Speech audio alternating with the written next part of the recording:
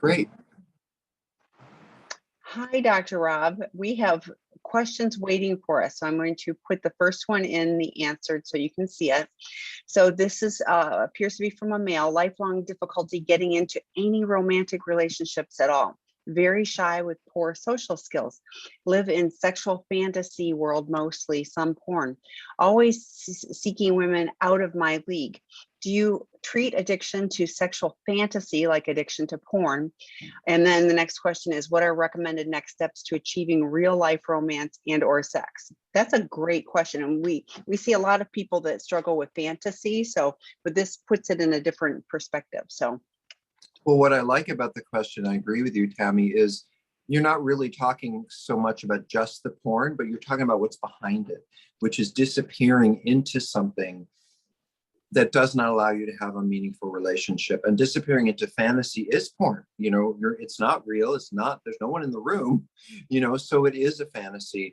If it were me, I would go to an addiction program for porn.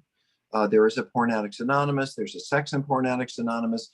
I would sit in a bunch of those meetings. You don't have to leave your house. They're online, and see where you fit in. See what the other men are saying about their problem because I do think while you framed it in terms of fantasy, you have a porn problem. And so why not start where the other people with porn problems are? You're going to find yourself either learning from some of them or teaching some of them, because we all get in that recovery process, and it's very relational. You're going to get role models, and over time you're going to be role model. I also want to say, and I say this without it, I just want to tell you this, we have a porn addiction education program. Just like we have a sex addiction program, we have a porn 101 and a porn 102. And this is for exactly what you're talking about, which is, it's not just the porn or the fantasy, it's the avoidance of connection and the inability to meaningful commit. And you're right. I mean, I think you got it down. These things all fit together, but I think you have to stop the porn first. Like, you can want to have a relationship, you long for a relationship, you deserve to have a relationship, but until you have the ability to not respond to that impulse and really pull your feelings into yourself rather than acting them out, you're not going to have a successful relationship. But you can have successful relationships inside of those 12-step programs.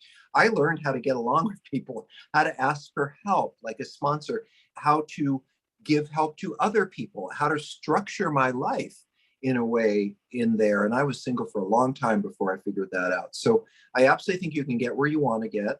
I would take the course, I would go to meetings, I would do, really, I think you're in an educational part of the process, so learn everything you can. But I absolutely think what you want is achievable. And Lord knows we work with a lot of people who move from isolation and shame into meaningful connection.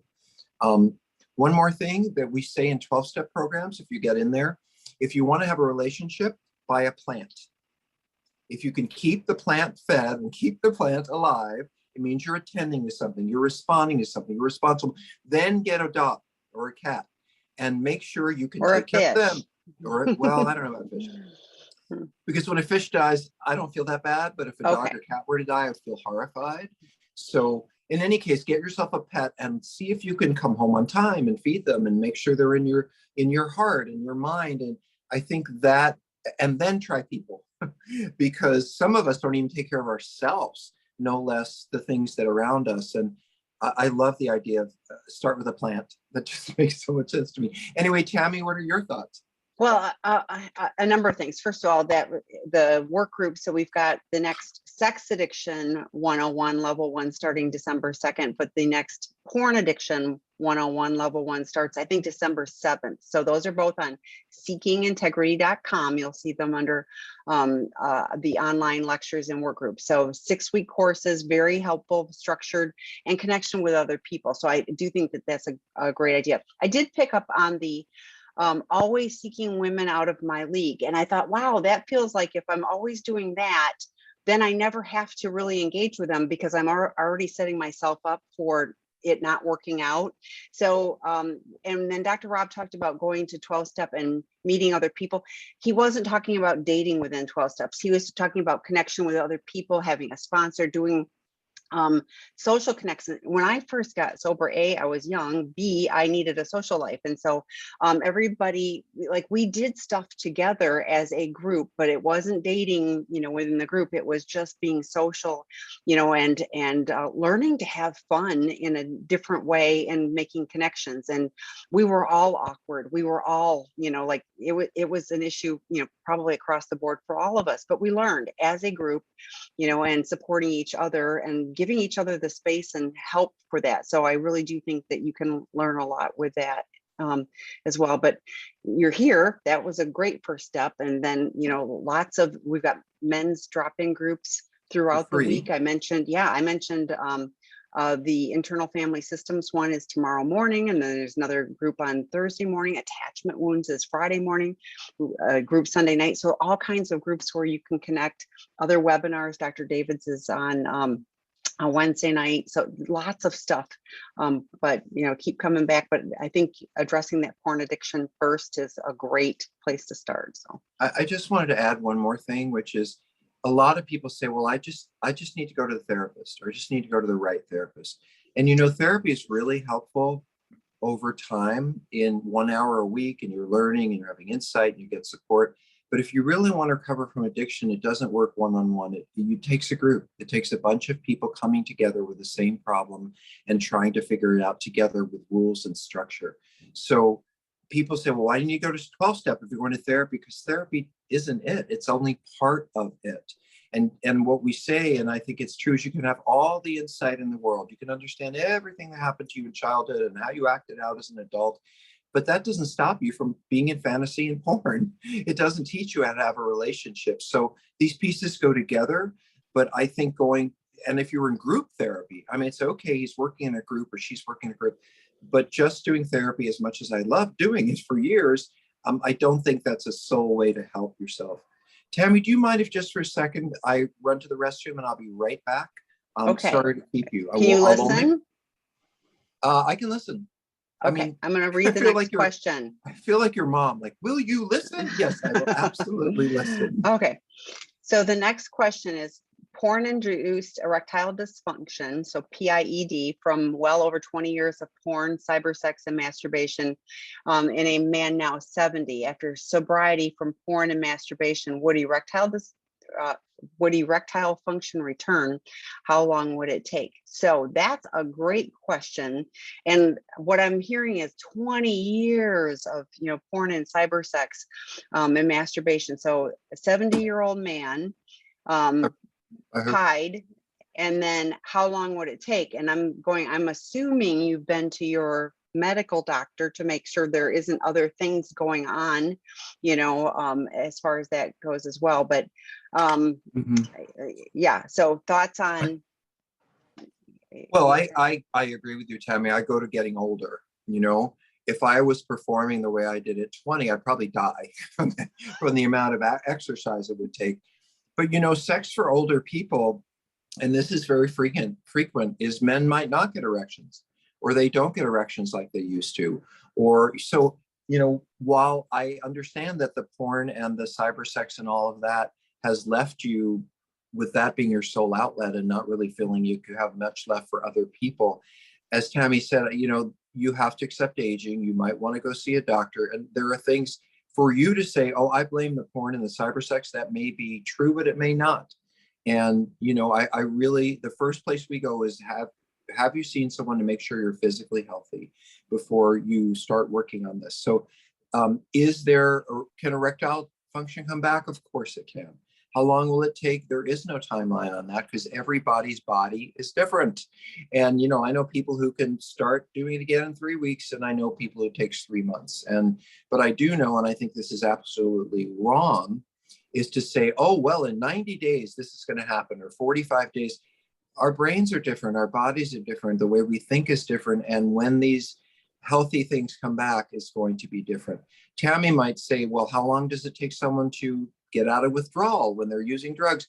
Some people will take 3 weeks. Some people can do it in 3 days. It just depends on your biology and your age and, all that kind of stuff. So. And here's a thought, like, make that not the focus. like Mhm. if it's about being intimately connected, we talk about sensate, focus, touch, where it isn't about,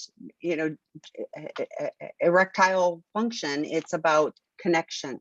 And if the focus, you've been disconnected for 20 years, I'm sorry, but like, how about changing the focus away from an orgasm to your partner? That might be really good for your relationship if your partner is, isn't feeling betrayal, etc. So If you're in a relationship, we don't know that yes, this person yes, is. this is true too. Yeah, fair point. But But but I really want to say to all of you that because we're sex addicts, because we have sex addiction issues, we're very focused on sex, and many of us think sex is penetrative, and has to involve an orgasm. And the truth is that, well, first of all, if you're not able to get an erection, could you hold your partner while they enjoy themselves? Could you stroke their hair? Could you kiss them? Sometimes an erection, excuse the language, just pops up when you don't think it will, because you're hugging and holding and massaging. And when the focus is, I got to get an erection, I've got to have penetrative sex, and that's the thing that's going to make this person happy or me.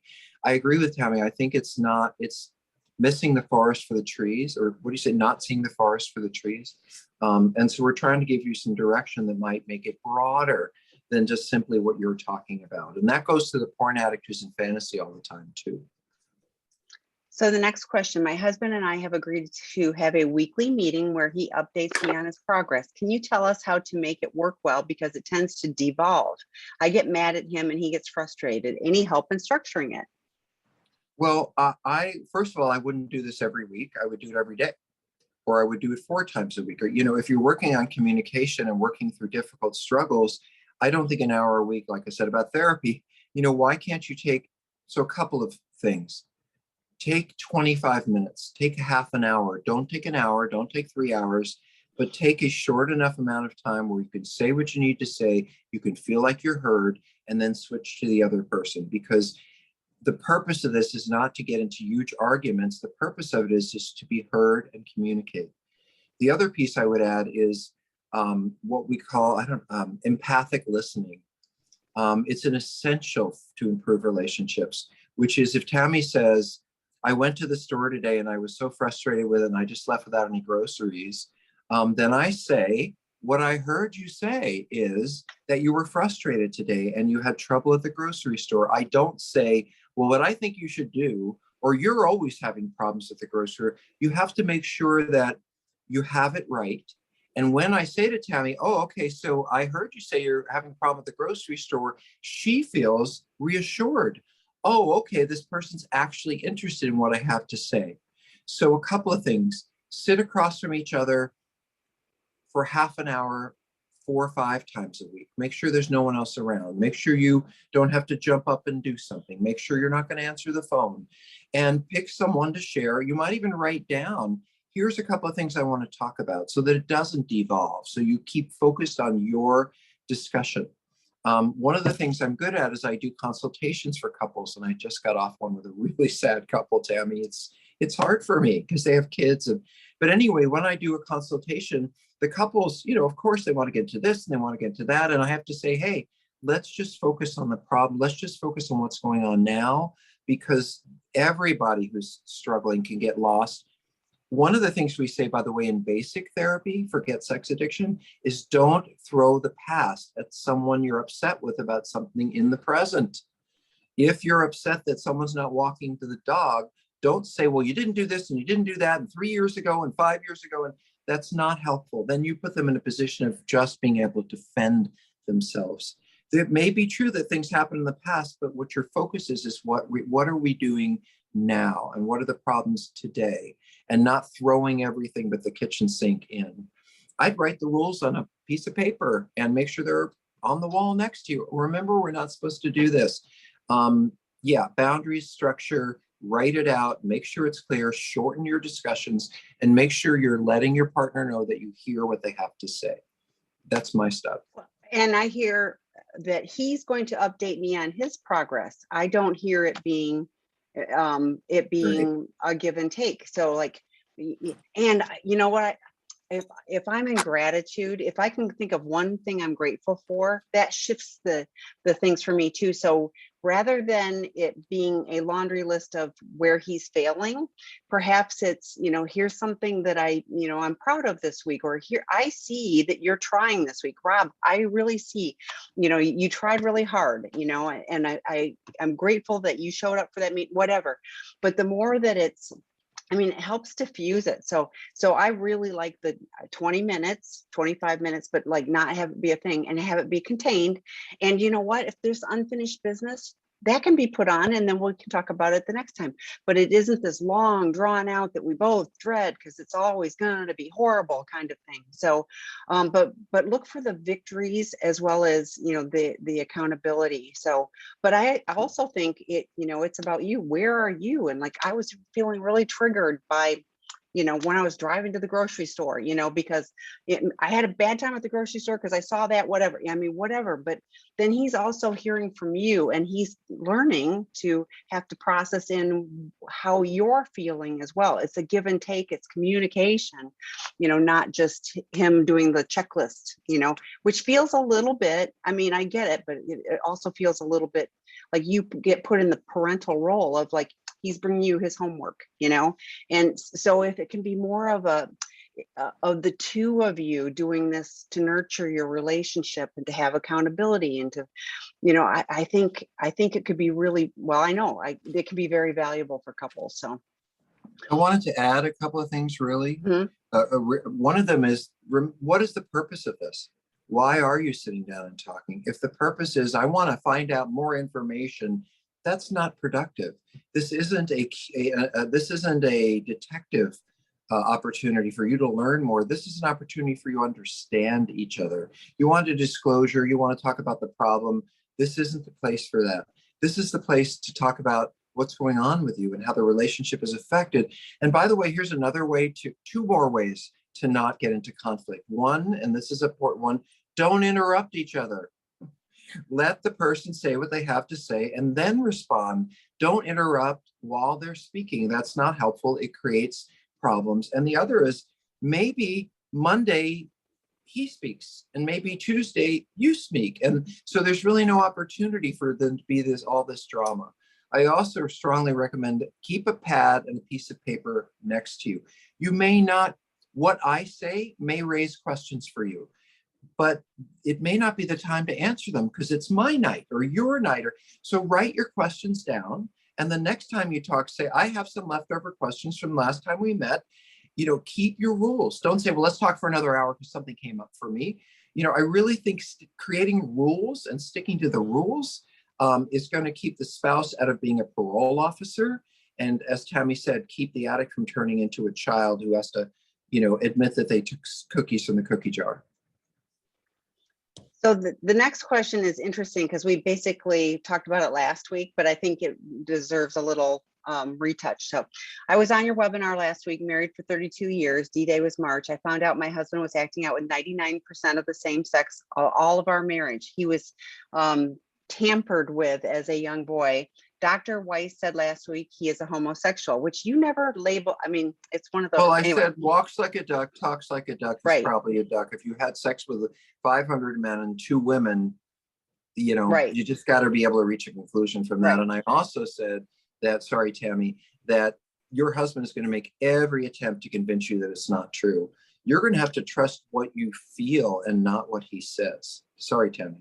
Well, the next part is my husband says he is not. He questions how someone could make that judgment without knowing him. My question is, can his acting out with the same sex be caused by child trauma? Okay. That is what my husband says. Can this be true? Or is he more likely homosexual? So it feels like she's spinning in the, because he's saying, no, of course I'm not, but yeah, so. Well, what Tami's saying, she didn't make a whole sentence there. I but didn't. I think, so I'm going to go back to you. Well, can you make that into a sentence, Tami? So the female spouse is going, so this person, I provided some resources like an expert consultation, which I think would be super helpful for the two of them, to hear both of their, their or Dr. issues and David, sides. Either one yeah, of us. Yeah, whichever. Mm-hmm. But anyway, so kind of like you said would happen, she told him, somewhat of what you said, and he's going, oh, no, I'm not. No, I'm not. And he blamed And me. yes, of course. Yeah. Cause now, yeah, but it's also, it goes back to and you said this last week too, it's like trying to blame tampered with as a child. So some violation as a child on now that I'm having sex with all kinds of men. And your response last week to that was once or twice, maybe, but 99% Right. of the time. That's right. Yeah. Sorry, Tim. No. So anyway, so No, I I want to think, validate that. Go ahead. yeah, no, that's where I was at with it. So Yeah, I mean, I agree. Tammy said is absolutely true. And I'm glad she brought it up. If you have abuse, you might reenact it. I've heard men say, I'm disgusted by penises and I don't know why I want to touch them and something happened, but they're completely focused on women and they have sex with lots of women and they enjoy women and they want to be, but this is really confusing them. That it isn't really in what arouses them, but they move toward it and it's completely confusing and they hate themselves when they've done it. And but they're not having sex with 100 people and they're not spending years and years and years as a primary focus having sex with other people. And every man that I have worked with, 2A1, who does not want to talk about homosexuality, does not want to deal with, will say, because it shuts you up, well, I was abused and that's why I do this. No. Once or twice, occasionally, confusion, in the wrong situation, had drinks, whatever, it might happen. But is it because the person has been traumatized? A few times. But regularly, 99% of his sexual life is with same sex. I'll say it again. He's a homosexual. And I don't care what he has to say. I think he's lying. I think he's not being honest. I think he's protecting himself. I think he's afraid of what the consequences might be if he was more honest with himself and others. But facts matter. Behavior matters. I look at 99%. I'll tell you, I have guys who've been molested and harmed. We have a treatment center called what's our program called? Seeking Integrity. Seeking Integrity. It's been a long day, Tammy. Our program's called Seeking Integrity. And one of the things this comes up all the time, which is I was sexually abused when I'm mainly focused on women. And, I don't understand why I have any interest in men at all. It may have to do with your abuse, but not if you're primarily involved with the same sex. There's a reason why we call it sexual orientation. That means I am oriented. I am focused on my primary interest is with this. Whether or not I've had abuse is secondary. And I will stand on that. Well, and he's still cheating on you. I mean, at the end of the day, Right. like unless you're giving him permission, and maybe that's what he's seeking is, it's okay because you were abused. So you get to go have sex outside of our relationship, but he's still cheating on you. He still has addiction issues. So Right. regardless of male or female who he's having sex with, he's cheating on you chronically. Tammy, I love you're bringing that up because what she's saying is, I love the term red herring. That, he's saying, look over there. It's abuse. It's this and that. And Tammy's looking at the problem, which is the man is cheating on you. He's being dishonest. Who cares whether he's homosexual or heterosexual? If you have an agreement for monogamy, he's breaking it all the time. Don't tell me that that's abuse. He is making decisions to go do this. And, abuse is sort of like, I don't know what I'm doing and I'm kind of out of it. And I don't know how I ended up here. And I wish I wasn't doing this. That's abuse. A volitional desire to keep going in that direction is not abuse. It's a choice. And it isn't a choice to be that way. It's who you are. And by the way, where is he? Why are you asking these questions? Why are you reporting back what he had to say? Why isn't he here? Especially since he doesn't believe that any of this makes any sense. Why didn't he show up and ask the question for himself? Why are you having to ask the question? That just tells me a whole bunch of other things about what's going on with him. So for you, I'm going to encourage you to set healthy boundaries for you, regardless of what, he says or does. I mean, he's lied to himself and you for years. So what do you need to do to take care of you? Because, that would be my encouragement for you is make sure you're taking care of you. So, okay, my boyfriend is a professional musician who cheated on me. How do I stop being triggered by the fact that many of these women still attend the public concerts he plays at? In addition to that, I'm basically triggered by the sight of any women I see now since he indiscriminately flirted with or slept with basically any women, regardless of age or attractiveness, which makes me feel awful. How do I start being able to focus on my own life again? My work and personal health are all slipping as I'm unable to concentrate on anything but what he's done to me. I am constantly reminded of what he's done every time I see a woman. I can't take that. Tami, why don't you start? I'm going to actually write a little note. Yeah, to me, it's like the women didn't do this. He did this. So it like if you we're sisters, and yes, some of them knew he was or whatever, and they made really bad choices. But there's a whole bunch of women that would never do that to you. But at the end of the day, it was him. He chose that. So has he developed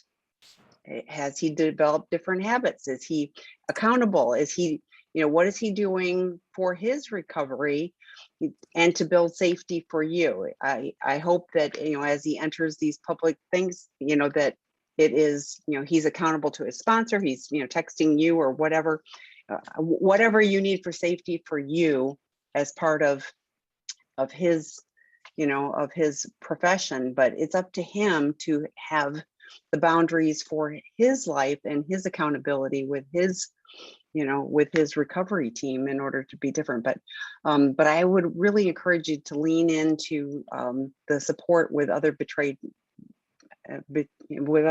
partners, because like it's challenging because women are not the enemy, and I don't want to make him the enemy either, but it's like shifting it that he was indiscriminate.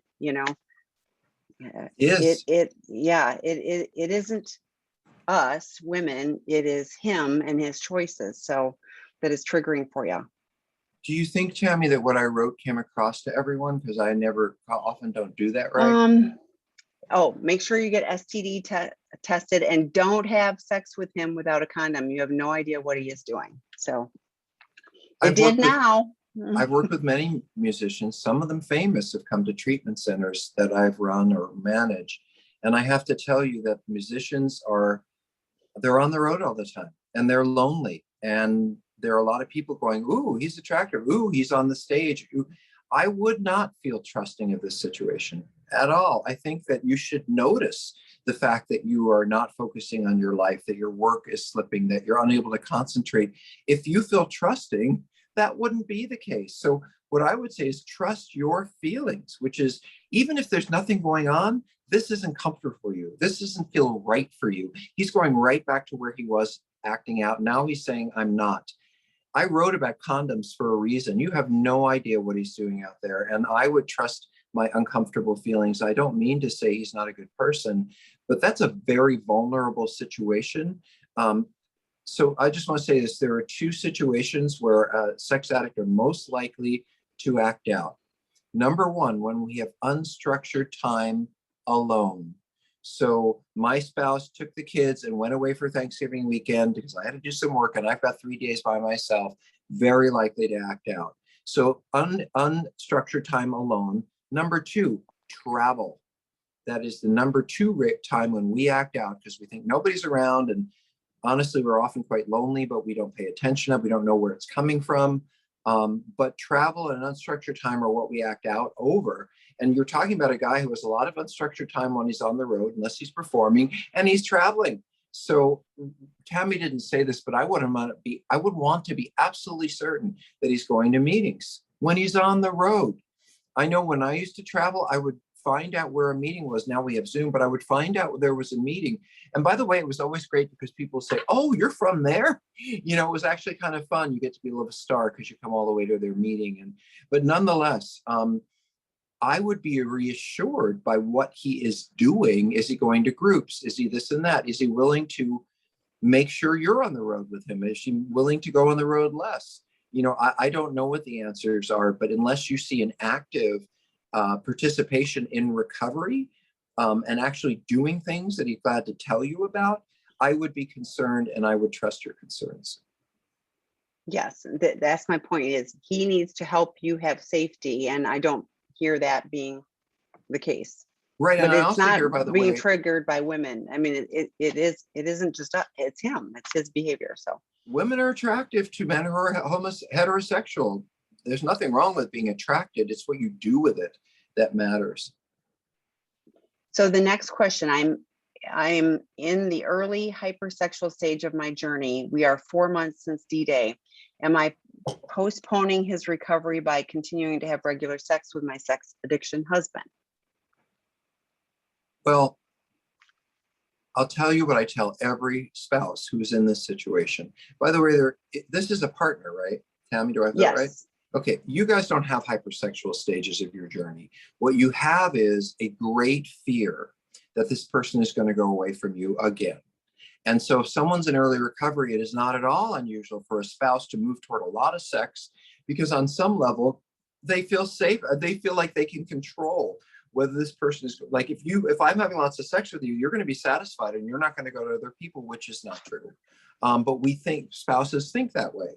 I was going to say something else about that. So I don't know if I'd use the word hypersexual. What I would use is I'm afraid, I'm fearful, I'm worried, and I'm trying to control, which is completely understandable, something that I really have no control over.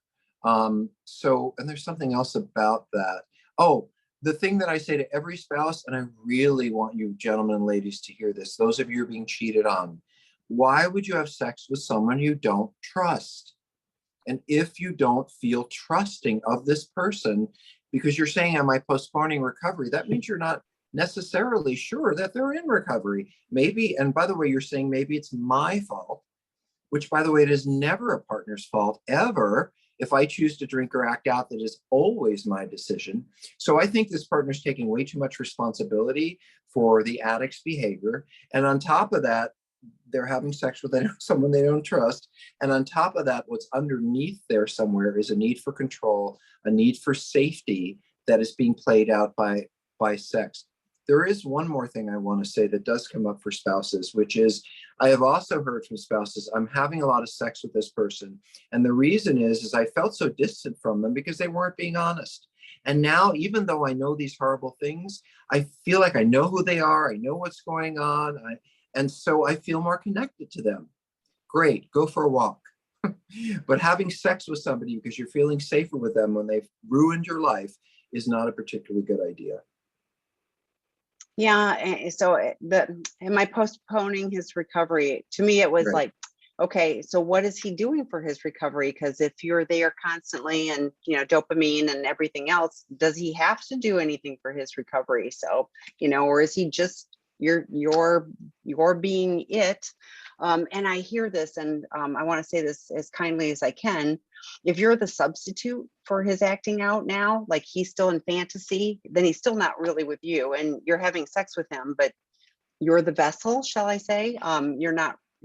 So, I mean, I'm trying not to be, but it's challenging because I don't know where his head is really at, and maybe you don't either. So. We use the term, and I think, Tami, that it's masturbating into someone. It's not really being with them. It's being in fantasy, and it's getting off, and it's having penetrative sex. But you may not be the focus. You may just be the body that's there. And I don't think you know yet. 4 months, you don't really know. And so I'm not worried about whether it's premature for the addict, because their acting out is up to them. I can have a fight with you and go for a walk. I don't have to have sex with a sex worker. I can handle it, my frustrations differently. I'm more concerned for the spouse in this situation, because I'm not sure. I'm worried that it's not good for you to be having all this sex with this addict. I'm not worried about them. They're responsible for their own recovery. Have sex with yourself. You can do that. So, okay. Next question. How do you do that, Tami? I didn't know that. Sorry. I have to joke a little bit. I'm the betrayed partner, and my partner and I have only disclosed his addiction to his parents. Oops. We've decided to share with my parents and my best friend for emotional support. We are still determining what exactly we are looking for from them as far as support, but we have been told by many other couples that they have kept this information completely to themselves. We know that we must be very careful in this conversation what we decide to disclose, but can you advise on best practices? That comes up often, of who to disclose to and what to share. So you can't undo it. So I'm glad you're asking before. Well, I think this is one of the hardest challenges for spouses is, who do you tell? You know, do you tell your clergy? Do you tell a friend? Do you tell, because like Tammy said, they're not going to unhear it.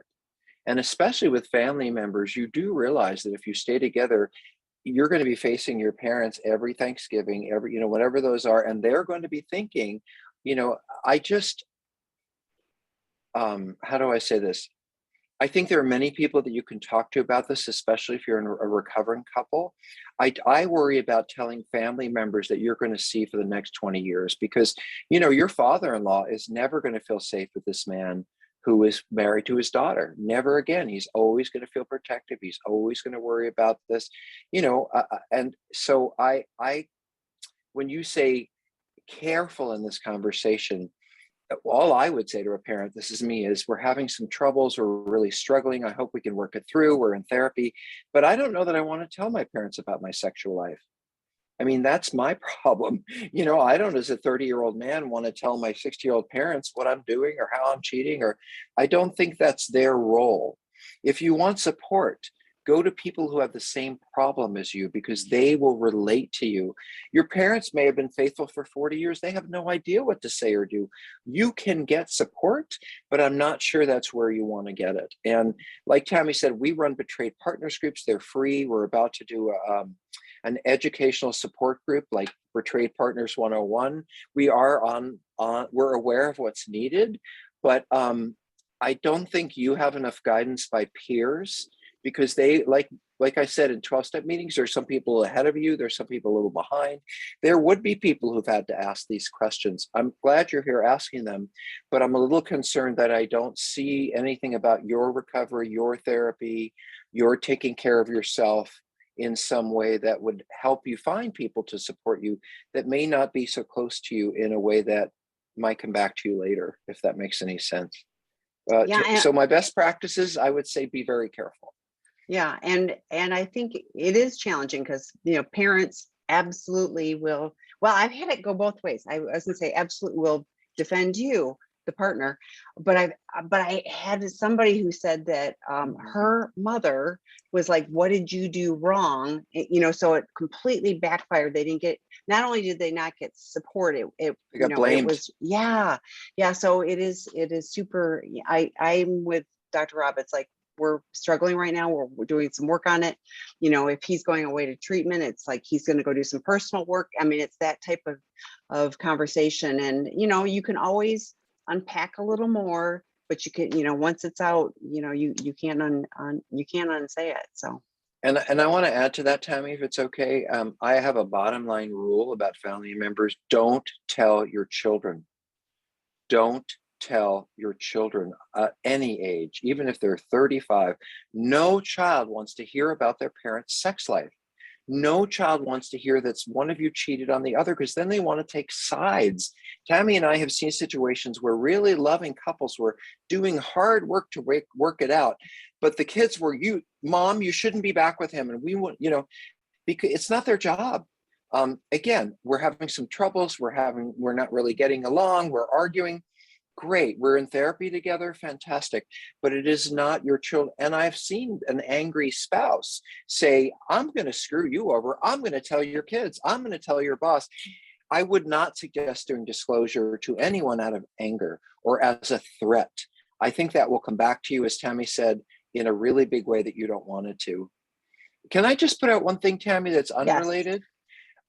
I really do want you guys to know that it is an honor and a privilege to do this for you. And I think for Tammy and I, well, for me, it's like going to a 12-step meeting. I always hear new things that help me in my recovery when I listen to you. But I do want you to know that we have to earn a living. And we do that with our treatment program and with the paid groups that we have online. And I would say, you know, I don't think there's a whole lot better work in the country, because I've been doing this for 25 years and I've written 10 books, and, you know, I've spoken all over the world, and I oversee treatment. So if you're looking for that kind of help, drop in on one of the courses, come to treatment. We will help you. Come to one of the workshops. We give a ton away free, but we also need to earn a living. And sometimes I feel like you guys drop in, you're glad to get what you get, but some of you go to other treatment centers. Some of you, join somebody else's lecture program. And to be completely fair, you don't owe us anything, but hopefully you feel respectful of our level of authority and experience, and you're willing to continue to seek that with us. And that's as salesy as I get, but I really believe this. We can't keep doing this unless we get paid. And we do a lot of it for free. So I hope that's okay, Tammy, that I No, I said do. that. We've had people who've gone to all the other treatment programs. And I often say, if we're not your first treatment program, we sure want to be your last. But the pain that people go through because they've had to continue, they didn't get what they needed at other, some big name programs, So our treatment, there is no more expert treatment program with the clinical staff, no more than 8 guys at a time. I mean, it's just clinically sound. And, I'm grateful to be part of that. And I hear life changing often, not just from the alumni, but when their partners and spouses reach out and they talk about that, that's really meaningful to me, because that means he took it home and he's trying, Or and it can be awkward. Well, in our program, they're all males. So, right. No, so I'm yeah, sorry. he took it home and it's showing, and it can be awkward and it can be challenging and it can be not perfect, coming back, but, that they're seeing that he's trying to implement a different way is really meaningful. So that's why we And I keep want to showing up add, for work every day. So. and I want to add to that two things about treatment centers. Number one, many of them are so focused on the addictive piece that they miss trauma, they miss mental health issues. I had clients with high functioning autism, and their spouse would say, why don't they relate? And why aren't they emotional? And the treatment center, they're addicted to this and addicted to that. They would never be able to give their spouse what they need because they have emotional problems that doesn't allow them to. And things like that getting missed can cause people to spin for years and years and years. Mental health is really important. Probably half our clients have anxiety or depression or other issues going on. The other thing I want to say about it is, and absolutely this is my experience, many of the treatment programs, even the best, the larger programs tend to be cookie cutter. So if you are a man who is heterosexual of a certain age and you're having these problems, you'll do great. However, if you have something off the beam, you're using drugs with sex, you're bipolar, when you have multiple issues that are going on, it will be much more difficult for you to get what you need in the large programs because they do one thing, they might do it well, but treating you guys is never one thing. There's trauma, there's mental health issues, there's relationship and family issues. You need the people to help with those things. And I will say one more thing to sell our program. Our ratio of most treatment centers, the ratio of therapist to client is 1 therapist for 8 clients, for 10 clients. We have 2 or 3 therapists for every client. So when you have 2 or 3 people with eyes on you and the focus on you, it makes a huge amount of difference. Nobody's walking through a dining room with 100 people in our program. They are in a house with 8 guys and they got to work on it whether they like it or not, and they're being monitored and all that stuff. So Tammy, I really feel strongly that we give something that is not being given in other places, and we have the right to talk about it here. And so now I'm done. Tami, Tami, at seekingintegrity.com if you want more information. So, okay. So this question, I'm not sure, I don't understand. We would love to hear Dr. Rob's opinion on entities, alters, parts that are acting out. So what this person is talking about is what we call dissociation. Oh, okay. Where Thanks. there are parts of them inside that are split off. Basically, what this is about is there are some people who learn to survive very difficult experiences in an early age by splitting themselves into little pieces. You've heard of multiple personality is what we used to call it. It really does exist. Sometimes people know about what's going on in different states of mind and the parts know each other. Sometimes they don't. So absolutely, there can be someone who acts out and they have no idea they did, and they wake up and it's like, how did I get here? Why am I here? But that is really an extreme end of emotional challenges. That's someone who has had such profound trauma that they could not stay a whole person without and tolerate it. By the way, in some ways, I think that people who dissociate to this degree, and that's what it's called when you split into pieces. By the way, that's what we call our program. It has the word integrity because it's about bringing separate pieces together. But what did I want to say about this? There's absolutely work that can be done, and people can hear about this. If it were my spouse who was acting out, and they said, "It's my alters, it's my parts," I have to say I would really want to make sure that that is what's going on, because to act out itself is dissociation. I am leaving my life behind, who I am behind, and I'm going off in this other direction. A part of me that the part of me that acts out is not, I've heard people say, I don't understand why I do that. Doesn't seem like me. I can't imagine my doing that when they were in a good place. Doesn't make sense to them. But when they're in that intensity-based dopamine, adrenaline, it is a different state of consciousness. And being in a different state of consciousness to help yourself get through difficult circumstances, in some ways defines dissociation. So I really don't want to comment on this in a direct way, because I don't know to what degree this person is dissociative. I don't know if their parts are integrated, if they know about each other, if they don't. I don't know enough about this, but I certainly do know that there are people who put themselves in all kinds of situations. They don't know how I got there. They don't know why they got there. They lose time. They can't remember what happened in the last week. And that really is true. That really is a thing. And so this has to be worked on in a different way than addiction. Because there may be some parts that go to 12-step meetings and some parts that don't know anything about it. So I think it depends on the degree of the problem. Some people can't recover until they do bring these parts together. And there are very skilled trauma therapists who do this work. This is a trauma issue, and it requires someone who is an expert in dissociation and trauma. Your average therapist, wonderful people, but they're not going to know how to manage this, because this is a very complicated mental health issue. Tami? Thank you. No, that's very helpful. And a name came to mind of who I'd refer to for something like that. So, okay, next question. With holidays coming up, how do we face spending time with family and loved ones without it feeling like a facade? We are 9 months post-disclosure, and my husband is working hard on recovery, but no one in our family circle knows. We haven't seen them a lot in the last 9 months due to COVID. I fear that they'll sense something is off between us and have pointed questions. They tend to be very abrupt, in-your-face people, and I won't know how to answer. Well, I'm really glad you're asking this question in advance of going, because I think you're dead on and you know yourself well and you know the situation well. And I love the fact that you're here trying to anticipate problems and look forward to how they can be resolved. But I really want to toss this, if it's okay, Tami, to you to start, and then I'll follow up. Well, my first thought was COVID has been challenging, and I'd deflect. I would really point it, because and I think I'm good at that on some level, because I've got some difficult family members sometimes, so or whatever, but like, it's, if I can switch it to them, then the conversation becomes about them, and I don't have to deal with, but rather than getting into an argument of, it's none of your business or any of that type of thing, I just kind of,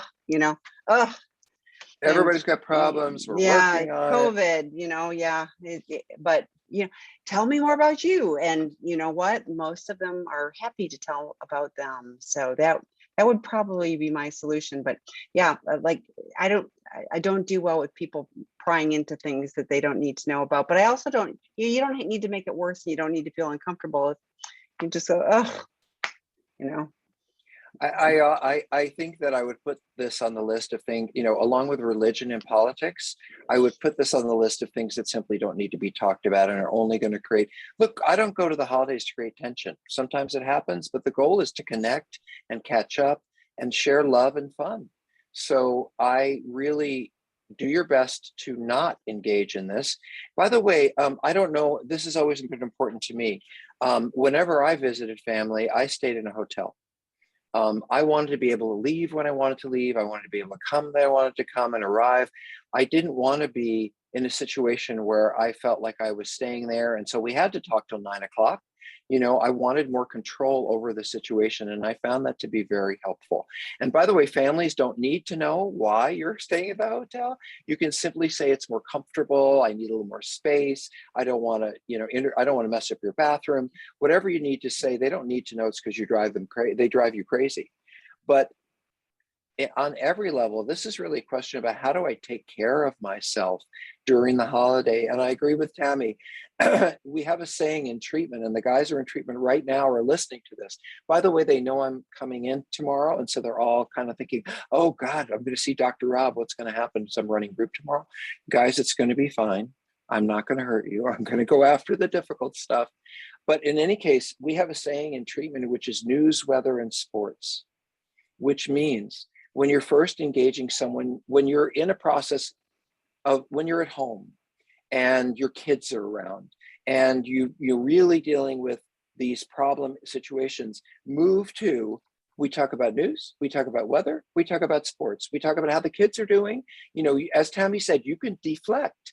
You can say, oh, well, those are great questions, but let me tell you what my kids are doing. Or those are great questions, but what's going on with you, Aunt Sally? Deflect, deflect, deflect, because it's none of their business. It is the opposite of what you want to do in recovery, which is be open, share. You have to put a wall around yourself and say, I guess there's one more thing that I've learned with families, I guess, or at least in my own, that there are certain topics that I talk about them, I already know it's not going to go well. And sometimes in my experience, I get blamed for talking about them. I know that may be different for you, but I've brought up difficult things and had people say, why are you bringing that up? Or why do we have to talk about that? Or worse, why do you always bring these things up? So news, weather, and sports, it may not be safe for you to talk about these things. Everyone's going to have an opinion. Why don't you not give them anything to have an opinion about? And you'll rarely see Tami and I say, don't talk about things. But this is one place where I'd say, oh, I'd love to talk about that, but look how cute your dog is, and get up and walk away. So Yes. Take care of yourself. I might need more pumpkin pie at that moment. So, Right. Okay. Let me help you in the kitchen. Yes, exactly. Yeah. I'm the betrayed spouse. My SA husband is struggling with emotional regulation. He is very sensitive to any emotion that appears negative for me. Can you speak about the emotional struggles that SAs have in early recovery? Why don't you start, Tami, and I will jump in there behind you. It's his job to get support from his sponsor, from his therapist, from whatever he needs to do. I'm going to go with the Out of the Doghouse. So Dr. Rob has a book called Out of the Doghouse, and we're going to have a work group on that starting in January. So stay tuned. But it's his job to get the support that he needs in order to be able to tolerate me. I think go back to what we said early on to the other answer of setting 20 minutes a couple times a week, so that you guys can have a conversation about things, and it can be the story I'm telling myself when I hear you say that, and is that it's negative and that I'm failing. And it can be, no, I'm not saying that. It's, I had a really rough day at work and I was just looking for whatever, but it gives you the opportunity and the space to be able to have the conversation. But it is not your job to make sure that you've sanitized all your emotions so that he can be tolerant of whatever it is. So it really is his job. It's really hard, like in addiction, and it doesn't matter just sex addiction. We avoid all emotions. We avoid all painful, difficult things. That's why, we act it out. That's why we're in fantasy. That's why we're numbing out. So to learn to be able to tolerate that that's our job, to get the support that we need from our other recovering people, from our therapists, in order to be able to tolerate things. So hopefully that's helpful. I'm writing in Out of the Doghouse because Okay. I have to say, just to say it, it's interesting because this is not the most powerful book I've written, and to me, it's not the most interesting book on some level to me personally. However, it is my best-selling title, and the reason is because it's about cheating, and it's about men finding their way into understanding what their spouses have been through. And so I have never, the reason I wrote this book is because I haven't in 25 years or longer seen a man who understands the depth of pain he causes a woman when he cheats, or how to repair that. And so, oh, we both typed it in. So, Put it in the chat. What I want you to hear is that as a man, I want to fix things. I want to make them better. It's just how we're built. You tell me, oh, I had a problem in the office. I'm not going to say, tell me more about that. I'm going to say, well, I think you should do this and do that. It's very much how we are built. That is not a way to solve this problem. Solving having cheated on you doesn't have anything to do with giving you jewelry, giving you gifts, taking you on vacation, saying I'm sorry. It is a long process of showing that you have empathy and compassion and understanding of what the spouse is going through. And my experience is, for most men, they need a little help in learning that, because we will tend to say, it's been 3 months. When are you going to get off my back? Or I've been working so hard. You could just give me a break. I don't think that's going to win you back the person you love. And if you don't understand how to be empathic and how to be compassionate, read the book. The only thing I'll tell you is I'm a no BS kind of guy. And I constantly say through this book, this is going to be hard and you may not want to do it. If you don't want to do it, maybe you don't want to be in this relationship, because this is what it takes to heal cheating when you've cheated on a woman. And maybe that person doesn't want to go through the lengths it takes to rebuild trust. God love them, that's fine, but they're not going to make it in this relationship unless they have a way to rebuild trust. And one of the things I hear from spouses all the time is, he has no idea what he's done to me. He has no idea what's done to this family. He has no idea of the degree of hurt I have. He's so narcissistic, he doesn't seem to care how I feel. I wrote this book for them to learn and understand what you are going through. So I don't think that answered the question, Tami. Is there anything else that I should say about that? I think we're good. And I think the next question, and it will be our last one, unfortunately, we've got a bunch more and I'm sorry we won't get to them, but this ties into it. So I am a sex addict in recovery since late February. In the past week and a half, I've had 2 slips, one involving porn where I intended to view but hit the block and stopped, and one involving lying to my spouse about something non-sexual. She found out about these slips before I could tell her, as we practiced the 24-hour period. Where do I go and how do I go from here? Any advice would be appreciated. So I'm tying that in because in Out of the Doghouse, you talk about those things. Well, let's go back a step. These are not slips, neither one of them.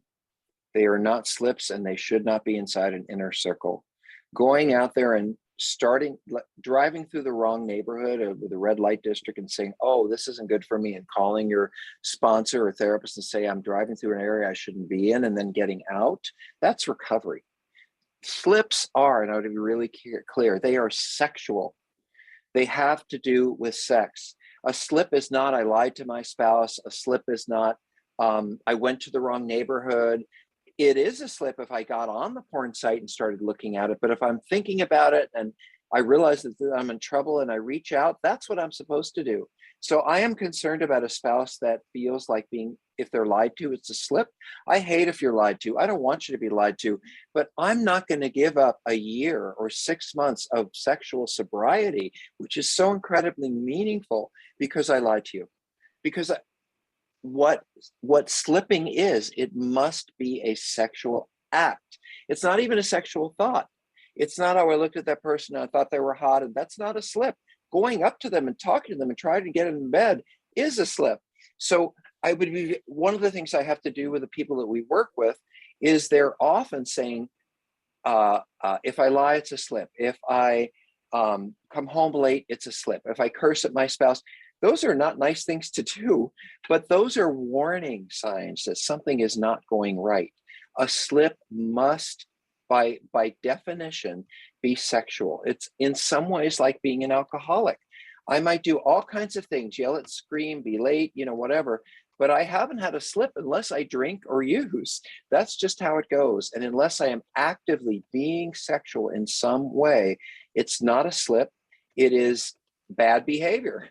It's a warning sign. It's something that I have to clean up with my spouse, but I would never restart my sobriety time because of these issues. They're not sexual. And you even said, lying to my spouse about something non-sexual. look, I could have my spouse say, do you like what I'm wearing?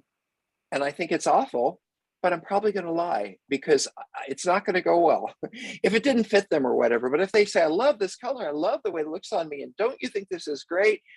I'm probably going to lean into yes, because I don't want to just, this is not a bad lie. So would I want to And give I up my would say, time? I can see how happy it makes you. I would, I wouldn't go to the, but I want to clarify on the practice, the 24-hour period. Tell the truth and tell it faster. Our clinical director says that all the time. Tell the truth and tell it faster. Don't wait till 24 hours. I have 24 hours, so I'm going to eke it out, regardless of whether it was about sex or not. You know, if you tell a lie, Rob, I lied to you 5 minutes ago when like I'm going to tell you quicker because I don't want to have that be, as soon as you get caught, now your spouse caught you. And so now that erodes the trust, whether it's about whether it's about sex or not. So I agree with Dr. Rob. You know, I think checking what's in your inner circle, working with your qualified therapist and your sponsor. We talk about this stuff in the Sex Addiction 101. Well, I don't, but the guys do. And the Porn Addiction 101, what should be in your inner circle? What should be in your middle circle? What should be in your outer circle? You're making sure, you know, it sounds like your 3-circle plan may not be exactly how it is going to be most effective for your recovery. So making sure that you're working on what really should be, in those would be useful. And so that your spouse also has that, has that clarity too. So. And it's not that lying is validated, approved of. We think it's a great thing. And I understand that a spouse would be furious. And I also understand that a spouse might say and do, well, if you're lying about this, what else are you lying about? And I completely understand that too. However, it's not a slip if it's not, has nothing to do with sex. The other thing is I want to explain there is no 24-hour rule. Tell the truth and tell it faster. However, there are some of you who are so afraid of confrontation, who so struggle with saying what's true in the moment, then you might want to say, I am going to tell you the truth within 6 hours, 8 hours, 24 hours, you pick it. But I am going to go back to you and tell you the truth. The rule is not about the amount of time. And it's certainly not about, I don't have to tell you for 24 hours. It's how long will it take me to feel the strength and the courage to tell you the truth. And I wouldn't wait more than 24 hours. That's really the rule. Yeah. And by the way, one more thing about circle plans, they are how we set our sobriety. We write that out because unlike alcoholism, it isn't about not having sex. It's about what kind of sex is healthy. Sex addiction is more like an eating disorder where you say, I shouldn't do this and I don't want to do that. And then we create that. And every spouse should be able to see what is on your recovery plan. They may not agree with it. I think lying should be, I completely understand that, but that's not how it's supposed to work. It's not okay for spouses to bully me into what they think my recovery should look like. They can say how they feel about it. I don't like that. I don't feel safe. I'm not sure I can live with you if you keep that. But for me to say, you need to do this and you need to do that, it's not going to go well. It turns you into a police officer or a parole officer or a judge and not my spouse. Tami, I think this was a good meeting. I'm really glad I do too. And I'm so sorry that we didn't get all of the questions answered, but come back. We'll do it again next week. And there's lots of other opportunities on sexandrelationshiphealing.com, all spelled out for you to connect, drop-in groups, webinars, throughout the week. So free, all free. Podcast too. So thanks everybody. Thanks, Dr. Rob. Bye. Have a great night.